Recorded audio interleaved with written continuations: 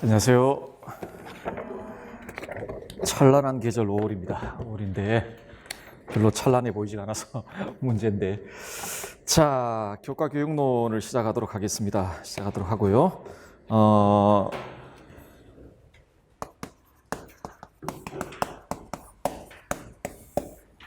우리가 다루어야 될 범주겠죠. 교과 교육론이라는 안에 포함되어 있는 범주가 도덕심리학이 있고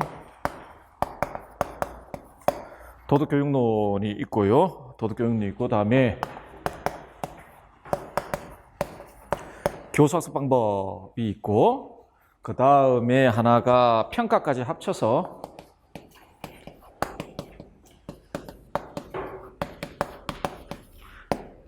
교육과정이 있겠습니다. 근데 크게 4가지 범주로 아마 구성될 수 있을 것 같고, 요 안에 포함되어 있는 이제 학자들과 이론가들을 지금부터 공부를 해야 되겠죠. 해야 될 텐데, 제 교재는 여기까지만 되어 있고요.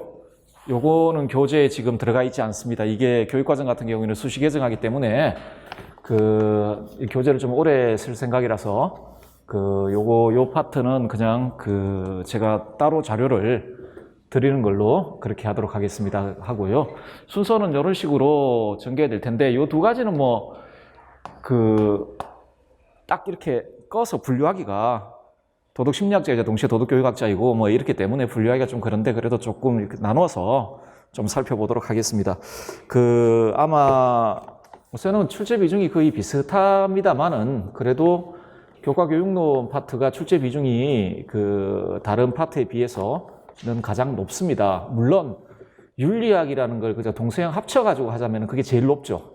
출제 비중이 제일 높긴 한데, 동양윤리하고 서양윤리 합치면 거의 50%가 가까우니까 제일 높긴 한데, 그래도 단일 범주로 치면은 가장 범위가 출제 비중이 굉장히 높습니다. 그런데 그럼에도 불구하고 우리가 살펴봐야 될 학자들 같은 경우에 그러니까 학자들의 수로 보면은 다른 분야, 예를 들면 서양윤리라든지 이런 분야에 비해서 그렇게 많지는 않습니다.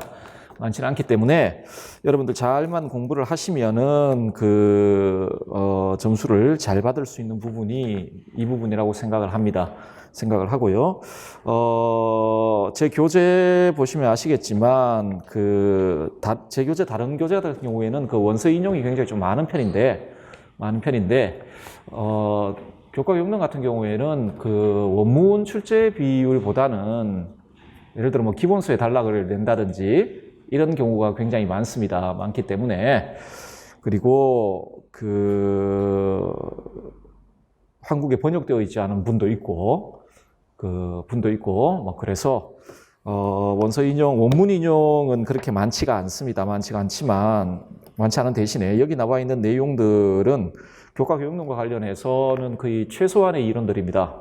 최소한의 내용들이기 때문에요. 적어도 요 교재 안에 있는 내용들을 좀 다 숙지를 잘 하시면 제가 그냥 나오는 문제를 다 맞출 수 있다라고 말씀을 드릴 수는 없습니다.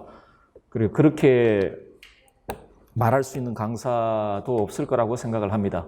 개인적으로 그렇게 말을 하는 건 너무 자기 자신을 과대평가하는 거라고 생각을 하는데, 제가 가끔씩 보면은 교육학 선생님들 참 괴롭겠다라는 생각을 해요. 공부하는 분량은 굉장히 많은데 문제는 한 문제 나오지 않습니까? 물론 안에 조건들이 여러 개가 좀 포함되어 있기 때문에 딱 한 문제다라고 말씀드리기 좀 힘들지만, 한 문제를 하기 위해 많은 분량의 공부를 해야 되는데, 그러다가 까딱 잘못해가지고 만약에 잘 언급을 안 한다든지 중요하다고 생각 안 하다 이런 식으로 넘어간다든지 했다가 그 문제 나오면 참 괴로울 것 같아요. 제 생각엔 괴로울 것 같긴 한데, 자, 어쨌든 간에 분량이 그렇게 다른 교재에 비해서 많지는 않은데, 적어도 여러분 여기에 나와 있는 내용들은 전부 좀 숙지를 잘 해주시면 좋겠다라는 말씀 드리고 싶고요.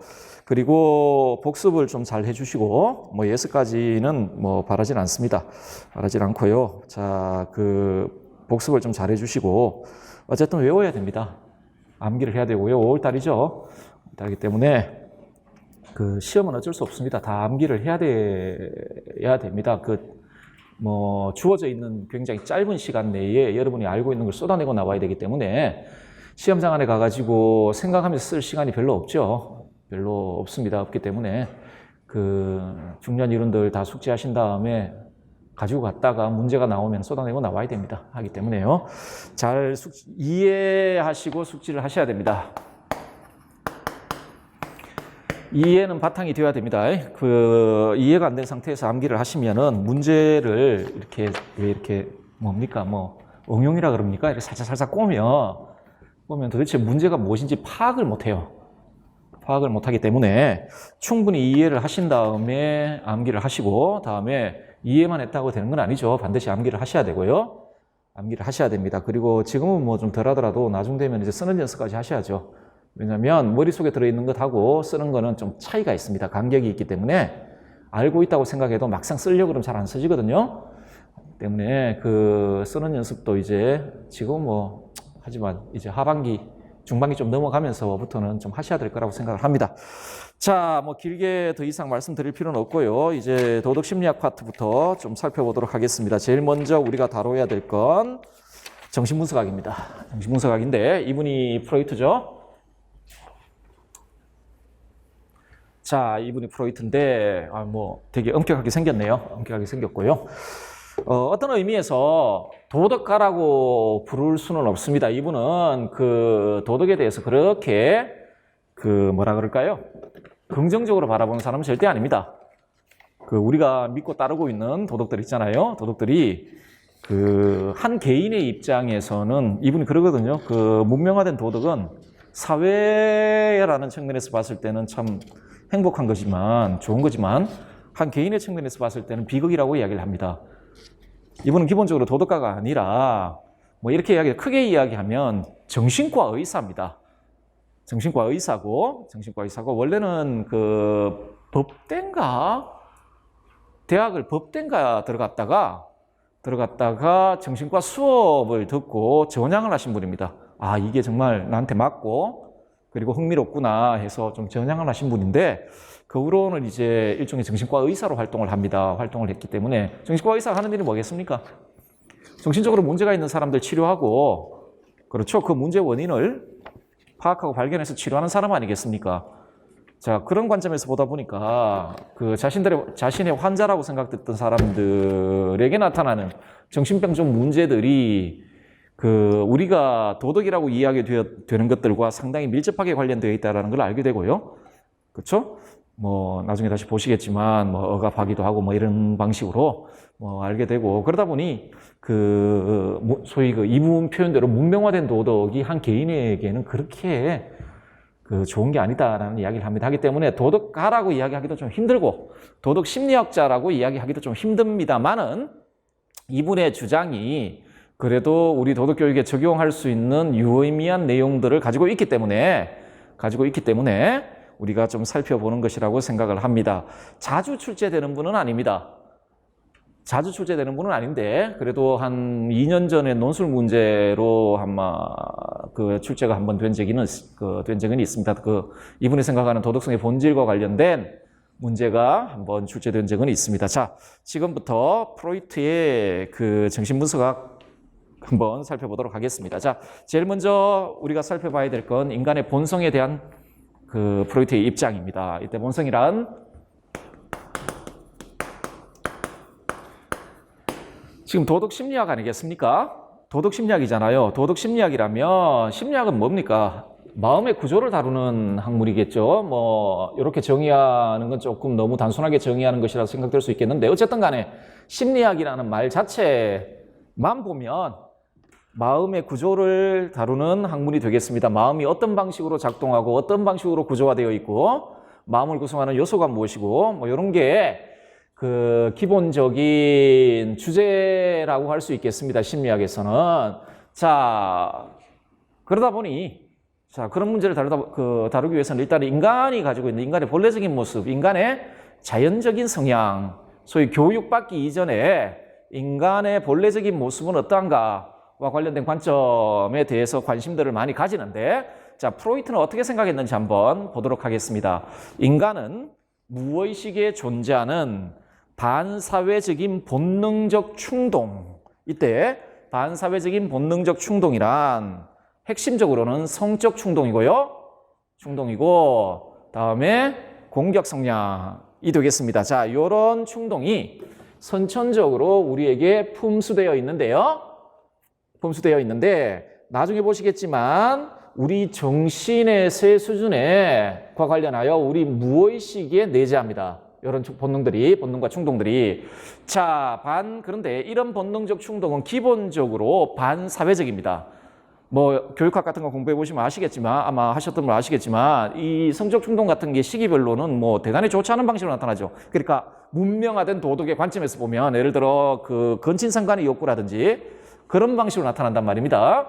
자, 그리고 뭐 공격 충동도 마찬가지고 예를 들어 뭐 셀프 컴플렉스라든지 아니면 형제가 있을 경우에는 그 형제 주기 컴플렉스 그 욕망이라든지 이런 방식으로 나타나는데 자, 성적 충동과 혹은 공격 충동에 의해 움직이는 이기적이고 비도덕적이며 반사회적이고 비합리적인 존재.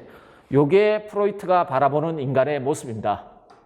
인간의 모습 다시 한번 보시면 인간의 무의식에 존재하는 반사회적인 본능적 충동들, 성적 충동이나 공격적 충동에 의해 움직이는 이기적이고 비도덕적이며 반사회적이고 비합리적인 존재.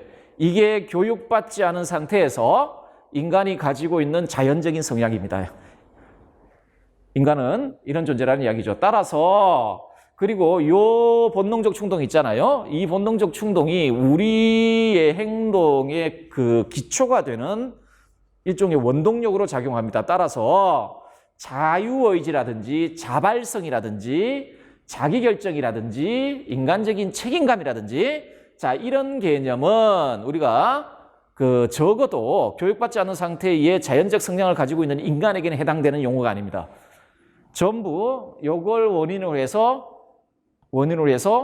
행동을 선택하고 결정하고 행위하는 존재이기 때문에 자, 물론 이건 교육받은 이후에도 마찬가지입니다만은 어쨌든 간에 자유의지, 자발성, 자기결정, 인간적 책임감 같은 건 인간의 본성을 설명하는 적절한 개념이 아니다라는 게 프로이트의 생각입니다. 예를 들어 칸트 같은 거만 해도 실천이성 같은 경우는 우리에게 선천적으로 내재하는 거거든요.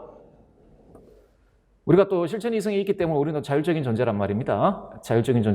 하기 때문에 칸트 같은 입장에서 인간의 본성을 설명할 때는 뭐 인간은 자율적인 존재일 수 있다, 합리적인 존재다라는 말을 할 수 있겠으나 프로이트의 관점에서 인간의 본성을 설명할 때 자율성이라든지 자유의지라든지 책임감이라든지 그 인간적인 책임감은 자율성을 상정해야만 나오니까 라는 개념들은 인간의 본성을 설명하는 데는 매우 부적절한 그 개념들이다. 라는 게 프로이트의 기본 생각입니다. 자, 이 인간의 자연적 성장 혹은 본성과 관련한 내용에서 우리는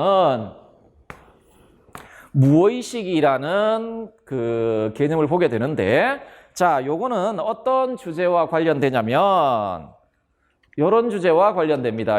그 정신의 세 수준. 자, 우리 정신이 어떤 식으로 구조화되어 있느냐, 어떻게 구조화되어 있느냐를 설명하는 개념이 될 것이고요. 다음에 뭐 인성의 구성 요소라고 되어 있는데 일단은 정신의 세 수준 모델을 봅시다. 우리 마음이 어떤 방식으로 구조화되어 있느냐, 우리 정신이 어떤 식으로 구조화되어 있느냐. 자, 그걸 설명할 때 사용되는 개념이 세 가지입니다. 의식, 전의식, 무의식 있고 프로이트가 강조했던 건 무의식입니다.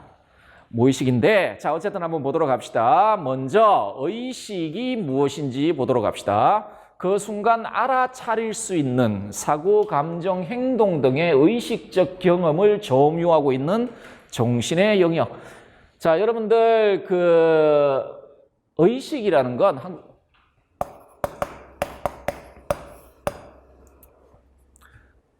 뭐 영어 단어도 그렇고 그 단어들을 좀 이렇게 해치해 보면은 이렇게 됩니다. 영어 단어나 뭐 영어뿐만 아니라 불어도 마찬가지고 독일어도 마찬가지인데 그 단어를 이제 뭐 앞에 있는 뭐 어간 뭐 이렇게 다 해보면 항상 이렇게 됩니다. with am입니다. 뭐와 더불어 아는 거거든요.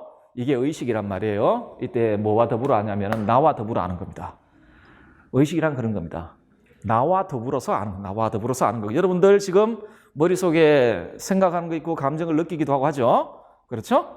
그런데 모든 건 어떻습니까?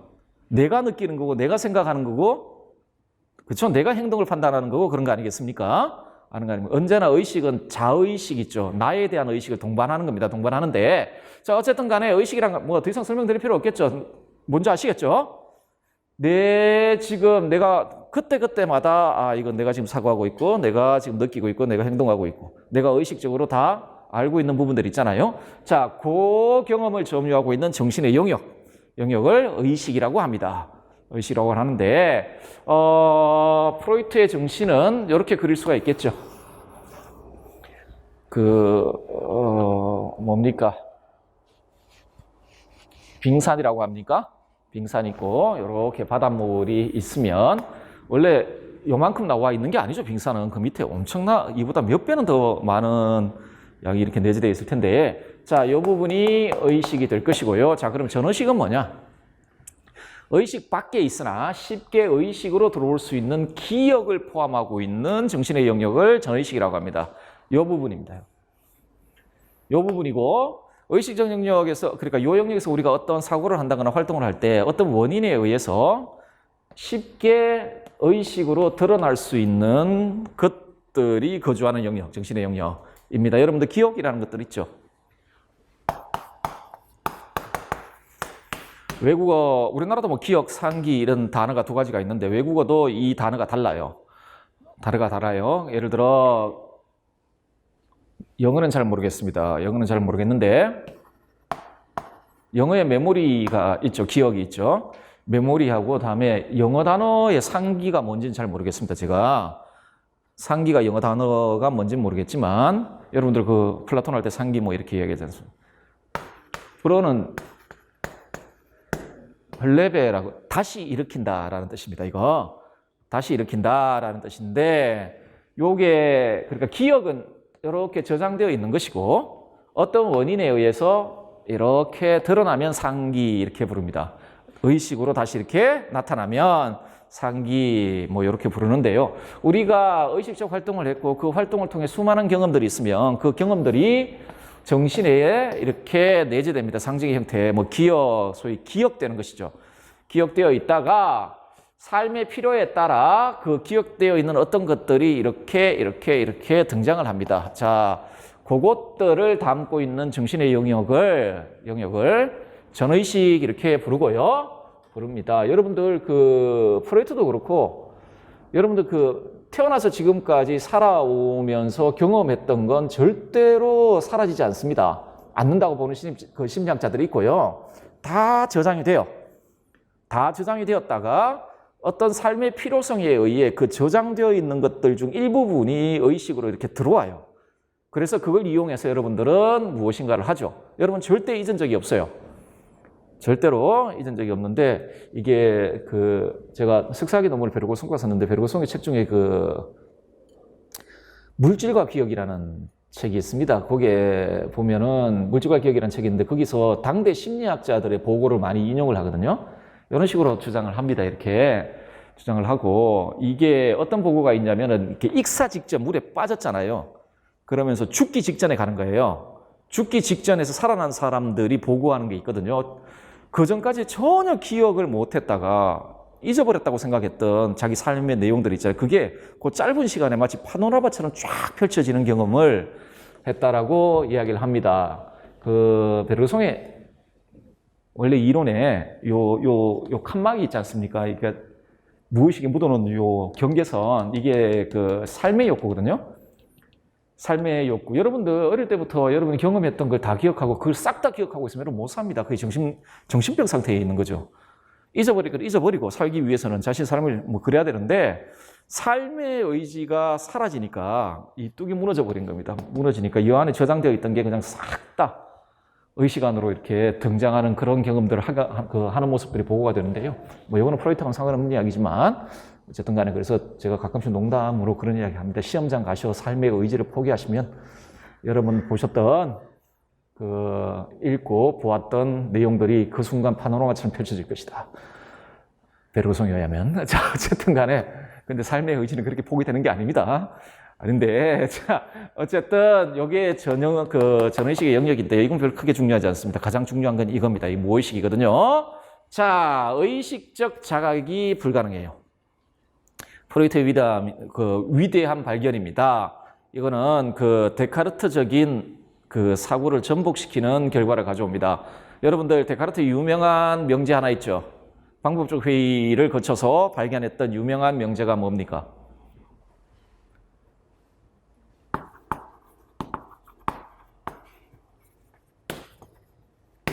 나는 생각한다,으로 나는 존재한다 이잖아요.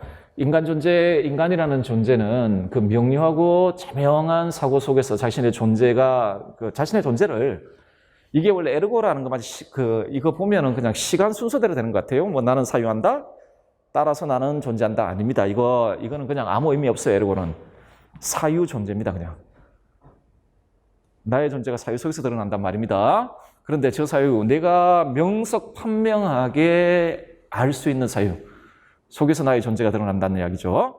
그렇잖아요. 그죠? 그 속에서, 그런데 프로이트는 그렇지 않다고 봅니다. 오히려 우리를 움직이는 힘은 우리가 그러니까 명석판명하게 알지 못하는, 의식하지 못하는 어떤 것들에 의해 우리 존재가 움직여 나간다는 거예요. 자, 어쨌든 의식적 자각이 불가능한 영역입니다. 영역으로서 인간 정신활동과 행동을 통제하고 이끌어가는 무의식적인 동기적 즉 선천적인 본능, 아까 말씀드렸던 성적이고 공격적 충동과, 그런데 무의식 안에는, 요게 무의식인데, 무의식 안에는 선천적인 요소뿐만 아니고 후천적인 요소도 포함됩니다. 이거 나중에 보시면 아시겠지만 초자 있죠. 초자도 여기에 포함됩니다. 자, 선천적인 본능으로서의 성적, 공격적 충동과 후천적 초자가 내재되어 있는 정신의 영역이 무의식입니다. 무의식이고, 자, 여기서 보시면 이 무의식이 인간 정신 활동과 행동을 통제하고 이끌어 나가는 원동력이, 그러니까 그 에너지가 분출되어 나오는 영역이 이 무의식입니다. 하기 때문에 인간은요, 데카르트가 생각했던 것처럼 그런 식의 존재가 아닙니다. 자기 자신이 의식하지 못하는 영역에서 이렇게 분출되어 나오는 에너지 혹은 명령에 의해 움직이는 존재입니다. 한마디로 말해서 내가 왜 움직이는지를 모르는 거죠. 예를 들어서 프로이트가 치료했던 환자들 있잖아요. 환자들이 이상 행동을 하는데 자기가 그렇게 이상 행동을 하는 이유를 몰라요. 원인을 알지 못합니다. 달리 말하면 그 원인을 의식하지 못하는 거예요. 의식하지를 못해요. 근데 프로이트는 이제 뭐 여러 가지 방법을 통해 그 원인을 드러내긴 하는데 알지를 못합니다. 알지 못하는데 자기가 의식하지 못하는 정신의 영역으로부터 분출되는 어떤 동력들에 의해 행위를 한단 말이에요. 그러면서 그 원인을 알지를 못해요. 자, 이게 이 무의식, 그리고 이 무의식에 내재되어 있는 것 있거든요. 성적 본능들, 공격 본능들 이런 것들, 다음에 나중에 초자, 이런 것들에 의해 우리 정신활동과 행동들이 거의 이끌어서 나간다. 통제되고 이끌린다. 자, 인간의 사고와 행동을 통제하는 보이지 않는 힘이라고 이야기를 합니다. 자, 그래서 인간의 정신활동과 행동은 근본적으로 무의식에 내재하는 동기적 요소에 의해 결정되므로 인간의 정신활동이나 심리현상, 행동들에서 원인 없이 우연히 생겨나는 것은 없다라는 게 프로이트의 생각이에요. 그리고 그 원인의 대부분은 전부 여기에서 분출됩니다. 행동을 이끌어 나가고 사유를 이끌어 나가는 힘들이 여기에 내재되어 있는 요소들로부터 나온다라는 게 프로이트의 생각인데요. 자, 우리 정신은 이와 같이 구조화되어 있습니다. 이와 같이 구조화되어 있고, 자, 이것과 더불어서 이제 프로이트가 그러면 우리 인성은 뭐 어떤 식으로 구성되어 있는지, 좀 살펴보는데 요 정신의 세 수준과 연결되어 있습니다. 연결되어 있고요. 자, 이것과 관련되어 있는 세 단어가 있습니다. 우리 인성이 어떤 방식으로 구성되어 있는지와 관련되어 있는 세 용어가 있는데 원초아 혹은 뭐 원자아 이들하고 불리워지는 뭐 있고 다음에 자아가 있고 다음에 슈퍼에고라고 불리워지는 초자가 있습니다. 뭐 이드 다음에 에고 슈퍼에고 이렇게 세 가지가 있겠습니다. 제일 먼저 요것부터 좀 살펴볼 텐데 이게 왜냐하면 시간적으로 인간이 선천적으로 가지고 있는 건 이겁니다. 인성에. 요 두 가지는 후천적인 겁니다. 자아하고 초자는 후천적으로 형성되는 것이고요. 형성되는 것이고 우리 인성 안에 선천적으로 주어져 있는 요소는 원초아입니다. 원초아거든요. 자, 시간 순서대로 그리고 이렇게 시간 순서대로 형성됩니다. 먼저 여기 선천적으로 있고 그 다음에 자아 형성되고 그 다음에 초자가 형성이 돼요. 자, 먼저 원초아 혹은 원자아부터 살펴보도록 하겠습니다. 무의식의 자리에 있는 생득적, 본능적, 원초적 욕구와 충동의 총체를 원초아라고 부릅니다. 아까 여기가 선천적으로 성적 충동, 공격 충동으로 뭐 그런 요소들로 되어 있다 있지 않습니까? 무의식에. 자, 그런 원초적 욕구와 충동들의 총체요. 정신적 에너지, 뭐 성적 에너지입니다, 리비도. 자, 정신적 에너지의 저장소이자 정신적 에너지가 분출하는 인성의 한 요소입니다. 달리 말해 우리의 사고활동, 우리의 행동을 이끌어 나가는 힘이 분출되는 무의식의 내재에 있는 욕구와 충동의 총체, 요걸 원초아라고 부릅니다. 원초아라고 부르는데, 자, 이 원초아의 역할, 기능 혹은 활동의 핵심은 뭐냐면 타고난 생물학적 본능을 충족시키는 게 원초아의 기능이에요. 그런데 타고난 생물학적 본능은 뭐라 그랬습니까? 아까? 성적 본능, 뭐 공격적 충동 이런 것들입니다. 여러분들 니체하고 프로이트는 친구예요. 비슷한 점이 많아요. 한 명은 심리학자이지만, 뭐 한 명은 정신분석가, 한 명은 철학자이지만 상당히 유사한 측면들이 있습니다. 니체 같은 경우도 니체의 힘의 의지는 한마디로 말해서 뭡니까? 힘의 의지가 외부로 발산되면 그건 공격 충동으로 발산됩니다. 힘은 언제나 정대하고자 하고 자신을 정대시키고 자신을 정대시킬 때 언제나 다른 힘을 밟고 정대합니다. 정대하거든요. 하기 때문에 타자에 대해서 언제나 공격적인 충동 형태로 드러나거든요. 자, 어쨌든 그게 인간의 자연적 성향인데 자, 탁월한 생물학적 본능을 충족시키는 것, 성적 충동, 공격 충동 이런 같은 자, 그런 충동들을 충족시키고자 하는 게 원초아이고요. 즉 내외적 자극으로 인해 발생하는 여러 가지 긴장들, 그걸 해소시키고 생덕적, 본능적, 원초적 욕구를 적극적으로 충족시키는 것을 목표로 하여 움직이는 게 원초아입니다. 이게 원초아예요. 자, 그걸 활동 목표로 삼고 있는 인성의 한 요소가 원초아다라고 이야기를 하고요. 9페이지 보시면 교재 보시면 자, 원초아는 주 1번 보겠습니다. 원초아는 긴장을 제거 혹은 완화하고 쾌락을 얻기 위해 반사작용과 1차 사고, 과정사고라는 두 가지 기능을 발휘하는데 반사작용은 자동적인 반작용으로서 긴장을 즉시 완화시켜주는 역할을 하고 1차 과정사고는 긴장을 제기시킬 대상의 심상을 만들어 긴장을 제거하는 것, 프로이트는 긴장을 감소시키는 대상의 심상을 형성하는 걸 소망 충족 뭐 이렇게 이야기합니다. 뭐 용어만 좀 알아두시면 될 것이고요. 어쨌든 간에 얘가 하는 일은 무의식에 내재되어 있는 선천적인 욕구, 충동을 즉각적으로 충족시키고자 활동하는 인성의 요소가 바로 원초아입니다. 원초아거든요. 자, 따라서 얘의 활동 원리가 있습니다. 어떻게 활동하냐? 어떤 원리에 따라 활동하냐면 본능적 욕구와 충동의 즉각적 충족을 추구하는 쾌락 원리에 따라 활동한다. 이게 원초아의 활동 원리가 되겠습니다. 본능적 욕구와 충동의 즉각적 충족을 추구하는 쾌락 원리에 따라 활동합니다. 따라 활동해요. 자, 쾌락 원리라는 단어를 잘 기억해 두시고 기억해 두시고, 자, 따라서 원초와의 활동은 비합리적입니다. 그리고 비도덕적입니다.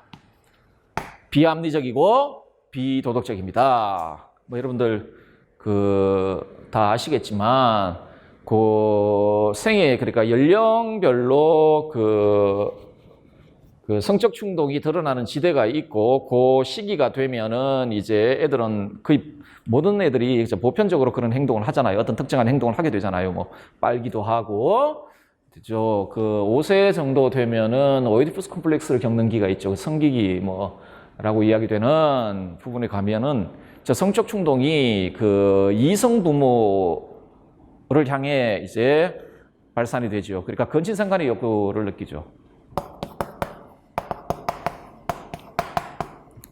근친상간의 욕구를 느끼지 않습니까? 근친상간의 욕구를 느끼는 거. 자, 느끼는데 우리 원초와는 간단하게 말씀드리면 이런 욕구와 내적 긴장이 생기면 이걸 즉각적으로 해결하려고 합니다. 충족시키기 위해 활동하는 게 원초와입니다. 그렇죠? 하기 때문에 프로이트 표현대로 문명화된 도덕의 관점에서 보면 정말 비도덕적입니다. 어머니와 사랑을 나누겠다. 그때 사랑은 그냥 그 부모 자식 간의 사랑이 아니지 않습니까? 근친상간의 욕구란 말입니다. 욕구거든요. 원초와는 그 욕구를 즉각적으로 만족시키려고 들어요. 만족시키려고 들거든요. 들 때 이제 비도덕적이죠. 다음에 이걸 실제로 만족시킬 수 있는 방법에 대한 합리적 고려를 하지 않습니다. 그냥 즉각적으로 만족시키려고 할 뿐이에요. 이게 원초와의 활동 방식입니다. 그걸 그 원초와의 활동 원리를 쾌락 원리라고 부르고요. 자, 이게 원초와의 모습이 되겠습니다. 자, 그 다음에 우리가 살펴볼 게 자아입니다. 여러분 자아를 다 가지고 있죠? 자아를 가진다는 딴 게 아닙니다. 여러분, 자의식을 가지고 있다는 이야기입니다. 자의식을 언제부터 자의식을 가지고 있습니까, 여러분? 나는 나다라는 의식을 언제부터, 저도 모릅니다. 뭐 언제부터 나는 나다라는 의식을 가졌는지는 잘 모르겠고요.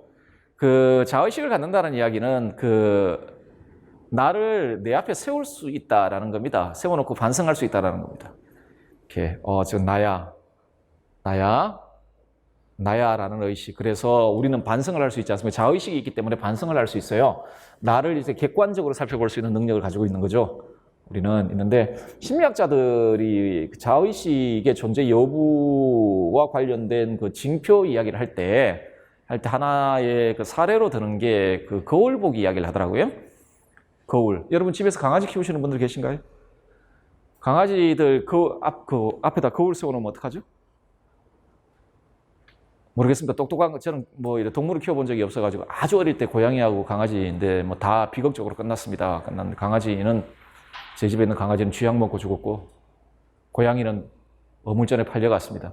저희 어머니가 팔아버렸거든요. 수박 2통에 팔아버렸습니다. 어쨌든 그 거울은 이제 동물을 키우지 않는데 요 근래 들어가지고 저희 집 꼬마가 그 학교 가가지고 방과 후 생명과학 해서 그 쥐 한 마리 가져갔습니다. 햄스터. 집에 지금 햄스터 하나 키우고 있는데 햄스터 그거는 키우면 안 되겠더라고요. 그걸 일단은 그 지능이 좀 떨어져가지고 애교라든지 뭐 이런 게 없고 걔가 야행성이에요. 그리고 밤에 놀아요. 낮에 계속 자고. 그래서 별로. 근데 어제 드디어 정말 진짜 여러분 나중에 혹시라도 자녀가 생기거든 생명과학 이런 거 보내지 마세요. 저기 장수풍뎅이 애벌레를 또 가져갔는데 어젯밤에 드디어 장수풍뎅이가 됐습니다. 애벌레가. 돌아버리겠습니다. 제가 벌레 정말 싫어하거든요. 싫어하는데 그래서 이번 주말에 이제 또 그 통 사러 가기로 했는데 이제 애벌레 이제 장수풍뎅이 키워야 되지 않습니까? 미치겠는데 어쨌든 간에 아마 강아지도 왜 지능 차이가 있지 않습니까? 그죠? 조금 떨어진 거울 앞에 세워놓으면 왜 다른 생물인 줄 알고 막 공격하고 막 그러지 않습니까? 그러면은 자의식이 없다고 이야기를 한답니다. 그 거울을 딱 가져다 주면은 그걸 보면서 이렇게 자기를 꾸미는 동물들. 그걸 보면서 이렇게 뭐 해보고 이런 동물들은 자의식이 있답니다. 그러니까 저게 나다. 그래서 내가 이렇게 생겼네 뭐 이렇게 해서 그 고등요원 유인원들 같은 경우에 거울을 세워주면 보고 막 자기들 꾸미기도 하고 이렇게 웃기도 하고 표정도 바꾸기도 하고 뭐 그럽니다. 그런 동물들은 이제 자의식이 있다라고 이야기를 하는데 어쨌든 간에 자아라는 건 뭐 우리 안에 무슨 뭐 실체처럼 덩어리처럼 그렇게 있는 건 아닙니다. 나에 대한 분명한 의식을 가지고 있는지 그건 자아가 있다라는 이야기고 그래서 여러분들은 언제나 자아가 생겨나면 언제나 무엇인가 판단하고 무엇인가를 할 때 물론 뭐 지구 주위 뭐 지구는 태양 주위를 돈다 이렇게 이야기를 하잖아요. 그런데 알고 보면은 다 나는 지구가 태양 주위를 돈다라고 생각한다, 믿는다 이렇게 말하는 겁니다. 항상 그렇게 말하는 건데 언제나 그 알미라는 건 자아가 생긴 이후의 알미라는 건 언제나 자의식을 동반하는 알미입니다. 나를 동반하는 알미거든요. 자, 어쨌든 자아라는 건 의식적이고 합리적인 인성의 요소입니다. 우리 인성 안에 의식적이고 그러니까 의식적 활동을 수행하고 합리적 고려를 수행할 수 있는 우리 인성의 요소이고 아까 정신의 세 주순과 관련해서는 의식의 영역에서 활동하고 있는 인성의 한 요소가 자아가 되겠습니다. 자, 이 자아가 아까 탄생 순서가 원초화가 있고 다음에 자아가 그 다음에 나타난다고 했잖아요. 그렇지 않습니까? 자, 그러면 원초화와 관련해서 이 자아가 어떤 차이점이 있냐면 물리적, 사회적 환경의 특성을 의식적으로 명확하게 지각을 하고요. 지각하고 환경이 부과하는 기회와 제한 내에서 원초화의 요구를 만족시키는 현실적 방법을 제공하는 인성의 요소입니다. 자, 합리적인 사고를 수행하는 인성의 요소란 말이에요. 자, 하기 때문에 인성이 이렇게 있으면 제일 먼저 선천적으로 우리에게 주어져 있는 게 원초화인데 이 원초화로부터 소위 그 성적 에너지, 뭐 정신적 에너지라고 불려진 에너지가 이렇게 분출되잖아요. 원초화는 기본적으로 선천적인 본능, 충동들을 즉각적으로 해소시키려고 한단 말입니다. 자, 그런 욕구들이 분출되었을 경우에 자아가 이와 관련해서 수행하는 역할, 자아는 합리적으로, 의식적으로 사유하고 고려하고 판단하고 선택할 수 있는 인성의 한 요소이기 때문에 자, 요 원초화와의 관계 속에서 자아가 수행하는 역할은 요걸 만족시킬 수 있는 실제적이고 현실적 방법을 고려해서 만약에 그게 없다라면 욕구를 지연시키고 있다라면은 현실적인 방법, 현실 세계 속에서 현실적인 방법을 통해 그걸 욕구를 충족시키려고 하는 활동을 수행하는 게 자아입니다. 다시 한번 보시면 물리적, 사회적 환경의 특성을 명확하게 지각하고 환경이 부과하는 기회와 제한 내에서 원초화의 요구를 만족시키는 현실적 방법을 제공하는 인성의 요소. 현실을 정확히 지각하고 자 여기에 자아를 둘러싸고 있는 게 또 현실이 있지 않습니까? 현실 안에는 여러 가지 규범들도 있고요. 다음에 여러 가지 재화들도 있고 그렇죠? 뭐 이런 게 있습니다. 자, 그것들을 합리적이고 충분히 고려해서 정확히 지각하고 과거의 비슷한 상황에서 무슨 일이 일어났는지를 검토하여 미래에 대한 현실적 계획을 세울 수 있는 기회가 주어질 때까지 행동을 지연시키는 기능을 수행하는 것. 자, 이걸 아까 원초화의 1차 과정사고와 대비해서 프로이트가 2차 과정사고라고 부릅니다. 자, 수행하는 게 바로 자아의 역할입니다. 따라서 자아가 발달함에 따라서 개인은 비합리적인 원초화를 통제하는 일과 원초화의 욕구를 충족시킬 수 있는 현실적 방법을 찾는 일을 훨씬 더 잘하게 됩니다. 자, 이 충동, 욕구를 현실적 상황에서 실현시킬 수 없다라고 판단되면 이 욕구를 예를 들어 뭐 억압하든지 지연시키든지 다시 무의식에다 집어넣어버리든지 억압해서 뭐 어떤 방식이든지 제어하든지 아니면은 현실을 고려해서 이걸 현실 세계의 틀 안에서 그러니까 현실 세계에 여러 가지 도덕적 규범들이라는 게 있단 말입니다. 그 규범들, 현실이 우리에게 요구하는 여러 가지 조건들을 충족시키는 한에서 이 욕구를 실현시키려고 하는 게 자아의 역할이 되겠습니다. 자, 따라서 자아의 활동 원리하고 원초화의 활동 원리는 기본적으로 다릅니다.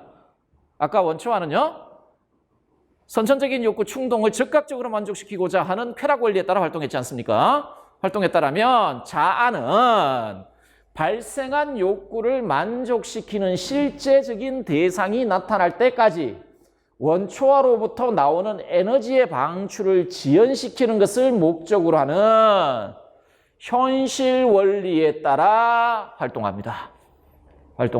예를 들어 뭐 5세, 6세 이때 그 오이디푸스 컴플렉스 같은 거 그 기간에 건친상간의 욕구가 있을 경우에 건친상간의 욕구가 생겨나면 사실상 우리가 살고 있는 사회 속에서 그 욕구를 충족시키는 건 불가능하지 않습니까? 상당히 비도덕적이다라고 평가를 받을 것이고 사회적 처벌을 받을 것이고 뭐 그럴 거 아니에요. 그렇겠죠? 자, 그럴 경우에 예를 들어 자아는 그 욕구를 억압해 버립니다. 아니면 다른 방식으로 바꿔버리든지 이런 방식으로 활동하는 게 그래서 자아의 활동 원리를 현실 원리라고 부릅니다. 현실 원리라고 부르고요.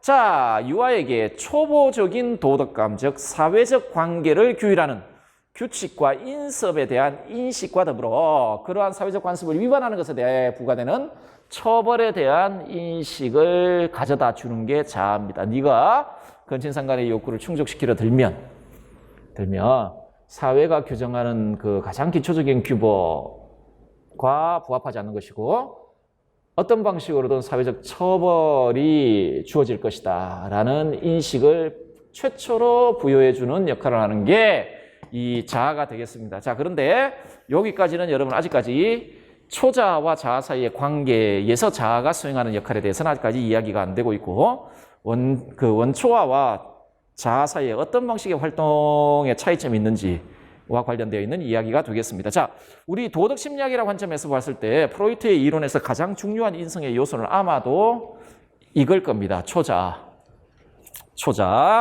자, 초자가 뭐냐? 그 심리성적 발달 단계에 성기기 좀 더 가면 5, 6세 정도 되죠.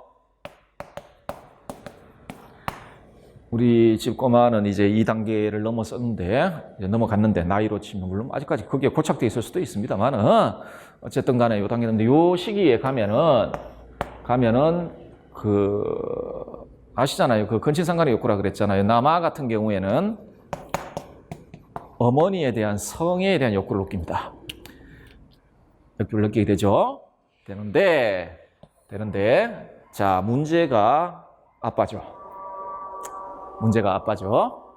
자, 아버지가 있단 말입니다. 자기보다 훨씬 더 큰 힘을 가지고 있죠. 신체적으로도 정신적으로도 엄청 큰 힘을 가지게 됩니다. 그래서 그 어머니에 대한 사랑의 건친상간의 욕구와 더불어서 요 시기의 아동들은 어마어마한 공포를 느낍니다. 여기 무슨 공포를 느끼냐면 거세 공포를 느낍니다. 아버지에게 내가 내 감정, 내 욕구를 들키게 되면 거세될 것이다 라는 거세 공포와 더불어 또 하나 욕구가 있죠. 그래서 어머니에 대한 사랑의 감정은 곧바로 아버지를 죽이고자 하는 욕구를 동반합니다. 아버지를 죽여야 되겠다라는 욕구를 동반하는데 자기가 아버지와 힘의 관계에서 보면 훨씬 더 열등하거든요. 열등하기 때문에 이 욕구는 그대로 동시에 거세 공포라는 어마어마한 공포를 가져옵니다. 어마어마한 공포를 가져오거든요. 하기 때문에 이 감정들을 빨리 처리를 해야 되죠. 이 감정들을 처리해야 되는데 거세 공포를 처리해야 된단 말입니다. 이 공포를 처리하는 방식이 어떻게 되어 있습니까? 내면화 동일하죠.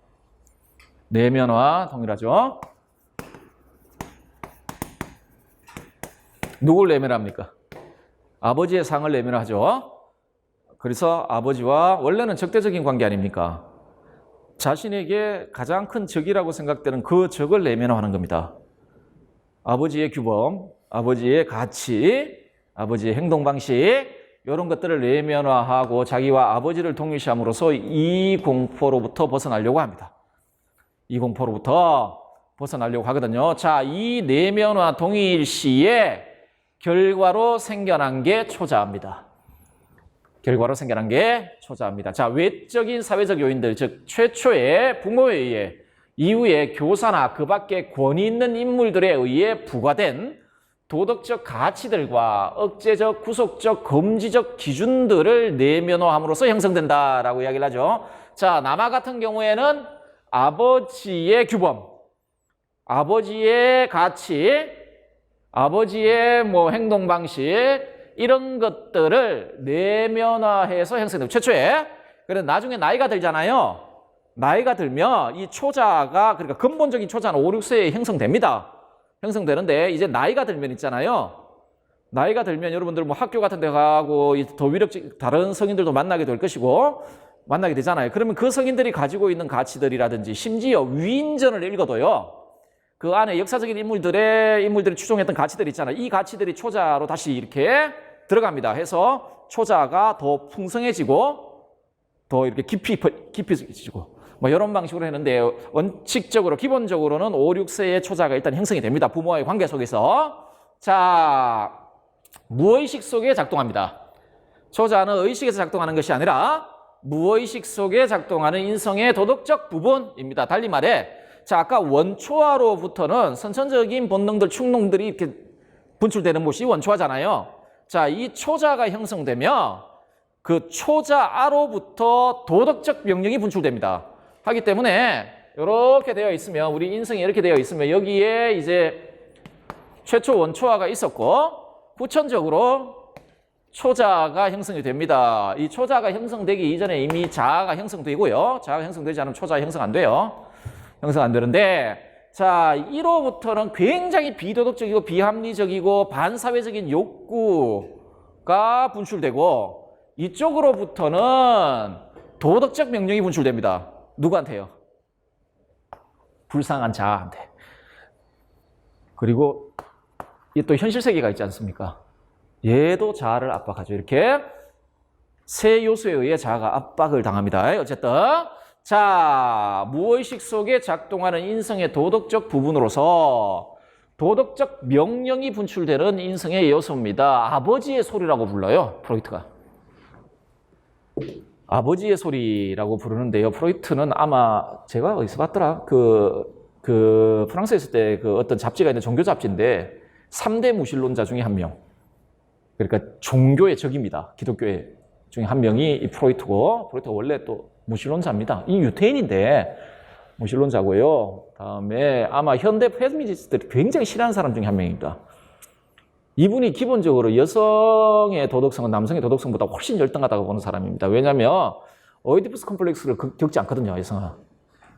거세공포라는 강렬한 공포를 겪지 않습니다. 겪지 않기 때문에 초자의 강도가 굉장히 약하다고 봐요. 여성의 초자 강도가 굉장히 약해서 도덕적인 초자의 강도가 약하다는 이야기는 약한 도덕성을 가진다는 이야기입니다. 뭐 그런 이야기를 해서 그 페미니스트들이 굉장히 싫어하는 걸로 알고 있는데 자 어쨌든 간에 여기가 이 초자가 기본적으로 부모의 도덕적 가치를 내면화, 동일시화해서 생성되는 거잖아요. 이게 형성이 되면 1호부터 아버지의 목소리가 들려옵니다. 뭐 해야 돼, 뭐 해서는 안 돼 라는 아버지의 목소리, 내 안에서 부르짖는 아버지의 소리라고 프로이트가 표현을 하는데 그 아버지의 소리가 이 초자로부터 나와요. 초자로부터 나오고요. 자, 그리고 요거 나중에 다시 한번 설명을 드리겠지만 자이상과 양심이라는 두 하위 요소로 구성됩니다. 이거는 내면화된 도덕적 가치의 성격과 좀 관련이 되어 있습니다. 관련되어 있는데 자, 자이상과 양심으로 구성되고요. 요 초자가 인성 안에서 어떤 기능을 수행하냐? 아까 뭐 원초아는 뭐 그 긴장, 욕구, 충동의 적극적인 만족을 위해 활동한다. 뭐 원초와 관계에서 자아는 뭐 그걸 뭐 실현시킬 수 있는 현실적 조건이 나타날 때까지 뭐 제어한다든지 뭐 이런 식의 활동을 한다라고 이야기를 했지 않습니까? 자, 그러면 초자아는 인성 안에서 어떤 역할을 하냐? 첫째, 사회적으로 비난받을 만한 원초아의 충동, 원초아로부터 나오는 충동, 그 충동을 완벽하게 제지하라라고 자아를 압박합니다. 아까 자아와 원초아 사이에서 자아의 그 기능을 살펴보면 어쨌든 간에 현실적 방법을 마련하려고 했던 게 자아죠. 원초와의 충동을 실현하기 위한 현실적 방법을 고려하고 합리적으로 고려해서 만약 안 된다 싶으면 제어를 하는데 어쨌든 간에 현실적 방법을 찾고자 하는 게 자아였는데 그 초자아는 자아에게 무엇을 요구하냐면 원초아로부터 나오는 일체의 충동을 제어할 것, 제거할 것을 명령합니다. 일체의 충동을. 자, 왜? 원초아로부터 나오는 충동들은 전부 다 비합리적이고 비도덕적이고 반사회적이고 그런 욕구와 충동들 아닙니까? 둘째, 합리적 고려하지 마라. 무슨 뭐 현실적으로 실현될 수 있는 대상이 나타날 때까지 뭐 아예 그런 사고 자체를 하지 말고 무조건적으로 도덕적 고려만 하라. 도덕적 고려만 하고요. 생각, 말, 행위에 있어서 절대적인 완벽함을 추구하라. 라고 자아에게 요구합니다. 자아에게 요구를 하는데 여러분들 이게 의식의 영역에 있는 게 아니라고 말씀드렸죠. 무의식의 영역에 있어요. 무의식의 영역에서 우리의 사고와 행동을 이끌어 나가는 한 요소가 초자아입니다. 그래서 프로이트는 정신병자는 아니고 프로이트가 정신분석가, 정신과 의사지 않습니까? 결국은 저 원자의 요구와 초자의 요구는 같이 갈 수 없잖아요. 자아가 절대로 같이 갈 수 없는 두 요구 사이에서 그거를 제대로 제어하지 못하면은 정신병적인 어떤 그런 게 나타납니다. 그거를 조절하지 못하면. 자, 어쨌든 간에. 자, 이렇게 이야기를 하고 있습니다. 이렇게. 요게 초자아의 기능인데, 자, 요것으로부터 이제 우리는 인성이 자아와 초자아, 원초와 이렇게 구성되어 있다는 걸 알 수가 있겠습니다. 이게 인성을 구성하는 세 요소인데, 자, 그러면 우리 도덕과에서는 훌륭한 인성, 건강한 인성 이런 걸 키워주려고 노력하지 않습니까? 자, 그러면 프로이트의 관점에서 건강하고 성숙한 인성이란 어떤 거잖아요. 건강하고 성숙한 인성이란 어떤 인성이냐? 간단하게 이야기하면 이 세 요소가 역동적 균형을 이룰 때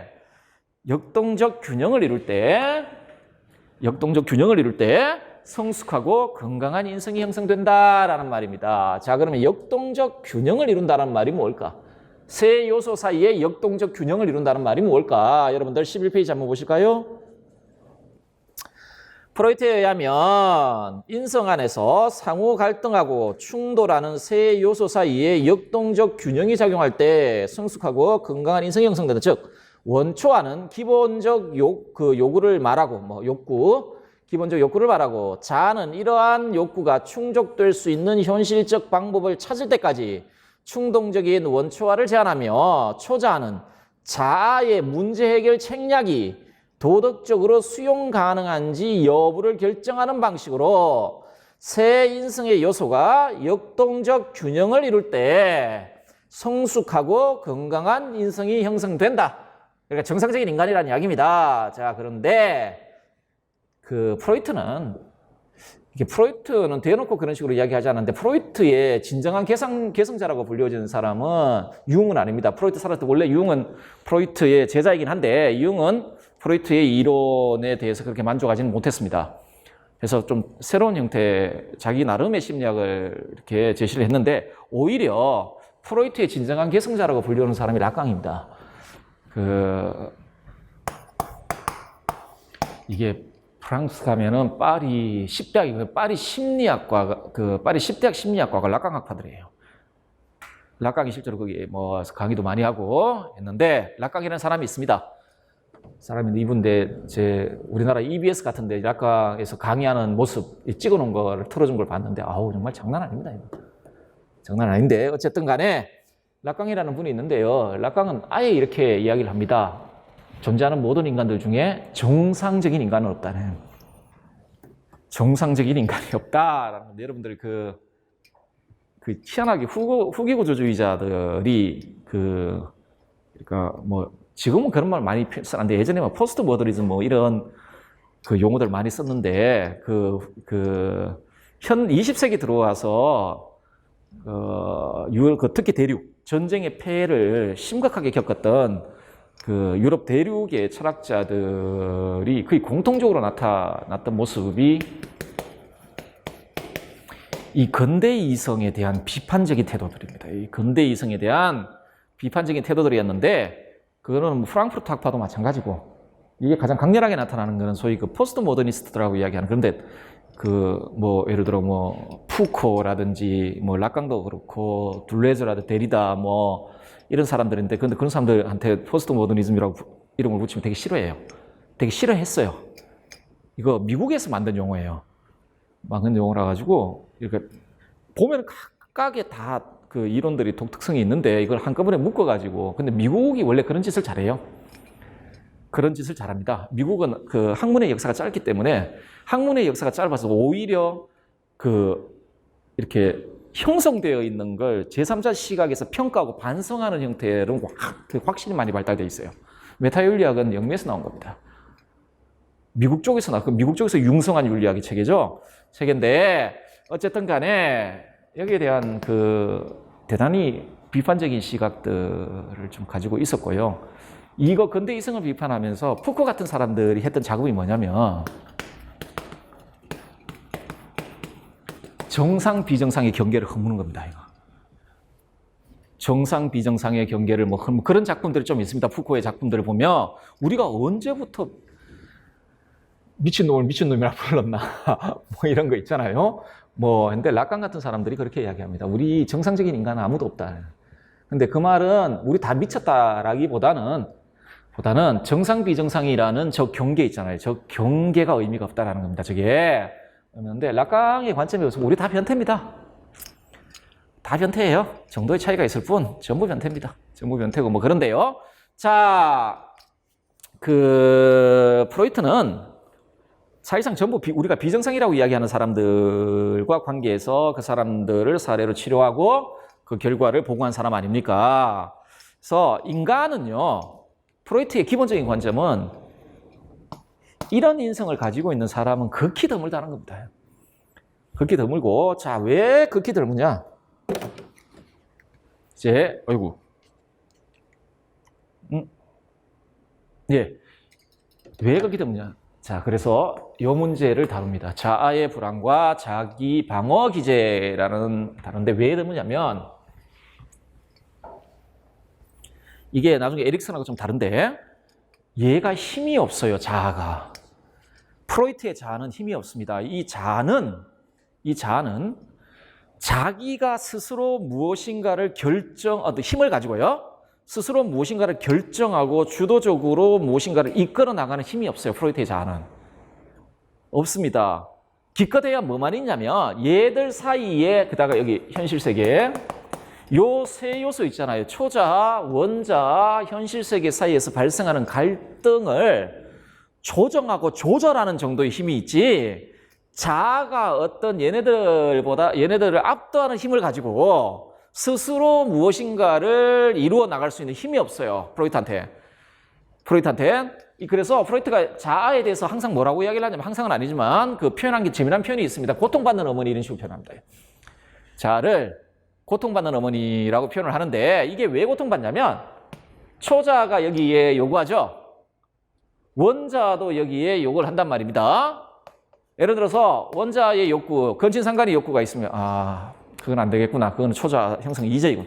하여튼 뭐 그렇게 칩시다. 아주 비도덕적인 그런 욕구를 자에게 요구를 한단 말입니다. 그러면은 이쪽에서는, 초자 쪽에는요, 그걸 완벽하게 제어하라고 요구를 하죠. 반대로. 자, 그런데 힘들단 말이에요. 힘들어요. 그러면은 초자아가 원자아를 처벌하는 게 아니라 초자아가 자아를 처벌해요. 웃기는 이야기죠. 저 충동은 자아의 충동이 아니었거든요. 저 충동은 자아의 충동이 아니지 않습니까? 원초아로부터 나오는 충동 아닙니까? 나오는데 자아가 이걸 제대로 제지를 못하면은 초자아는 자아를 처벌합니다. 처벌해요. 그리고 여기는요, 현실 세계는요, 자아를 처벌해요. 원초아를 처벌하지 않습니다. 원초아를 처벌하는 게 아니에요. 그래서 프로이트가 환자들한테 했던 말들이 있습니다. 그 욕구는 당신의 욕구가 아니에요. 라고 그 욕구는 당신의 욕구가 아니다. 그렇게 이야기를 합니다. 그러니까 너무 죄책감 갖지 마라. 그 욕구는 너의 욕구가 아니다. 라고 이야기를 하는데 어쨌든 간에 이게 자아예요. 자아는 현실 세계로부터 오는 압박, 원자로부터 오는 압박, 초자로부터 오는 압박을 잘 조절해야 됩니다. 그래야만 우리가 멀쩡하게 살 수 있는데 이걸 잘 완벽하게 조절할 수 있는 자아는 이 세상에 없습니다. 여러분도 살아가면서 한번 보세요. 굉장히 비도덕적인 욕구가 생겨날 때 있죠. 그런데 이쪽에서는 아버지든 어머니든 하여튼 부르짖는 부모의 목소리가 들리죠. 그 사이에서 어마어마하게 갈등하면서 그게 심해지면 정신병적인 증세로 나타나거든요. 한쪽을 놓치기에도 아깝고 이걸 따르기에도 부담스럽고 현실 세계는 계속 나를 쳐다보고 있고 그렇죠? 그 사이에 끼어 있는 게 자아입니다. 네. 자, 그러면은 아까도 말했지만 성숙하고 건강한 인성이 되려면 이것들 사이에 균형을 잘 잡아줘야 되는데 프로이트의 관점은 자아가 그만한 힘이 없어요, 실제. 이건 그냥 프로이트의 관점이에요. 그런데 그냥 이게 도덕교육적인 의의는 프로이트의 그 관점에서 보면은 우리가 정상적이고 도덕적인 삶을 살기 위해서는 강한 자아를 가져야 되겠구나 이런 그 결론은 낼 수는 있겠죠. 자, 그런데 그렇기 때문에 1호부터 굉장한 불안감이 생성됩니다. 자아의 불안이라고 부르죠.